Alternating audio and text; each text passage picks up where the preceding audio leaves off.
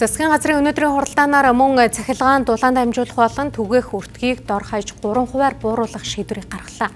Мөн дулааны хэрэглээний хяналтсал байгаа гэж үзсэн дулааны тоол уржилтыг үе шаттайгаар нэмэгдүүлэх ажлыг энэ оны 3 дугаар улирлаас эхлүүлэхээр болсон байна.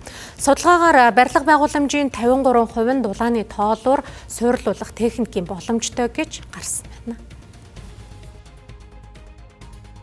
Одоо баригдаж байгаа хувийн хөрөнгө оруулалтад баригдаж байгаа Сэлэнгийн 70 мегаваттын чадaltaй хувийн хөрөнгө оруулалтад дулааны цахилгаан станцыг цаг хугацаанд нь ашиглалтанд оруулах.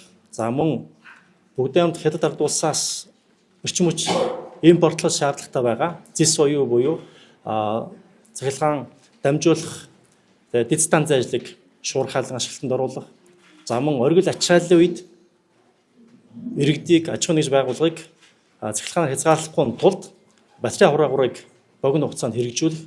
Мөн та бүхэн мэдж байгаа 5 аймагт 5 байршил дээр нарны цахилгаан станцыг маш богино хугацаанд нээлттэй сонгогчдоор шалруулалтаар яаралтай хэрэгжүүлэхийг үүрэг даалга болгосон байгаа. Энэ чиглэлээр хамгийн багадаа 3% богино хугацаанд бууруулаа гэсэн чиг үүргийг өнөөдрийн засгийн газрын хуралдаанаар хэлэлцэж эрчим хүчний сайдад үүрэг өгсөн байгаа. Энэ 3 болон түүнээс илүү хуваар бууруулах боломжтой гэж үзэж байгаа. Энэ бол зөвхөн зардал бууруулах биш. Засаглалын бүтэц зохион байгуулалтын өөрчлөлт хийх, орон тооны оновчлолыг хийх гэх мэт ингээд судалгаа тооцоодоо хийх ажлууд байгаа.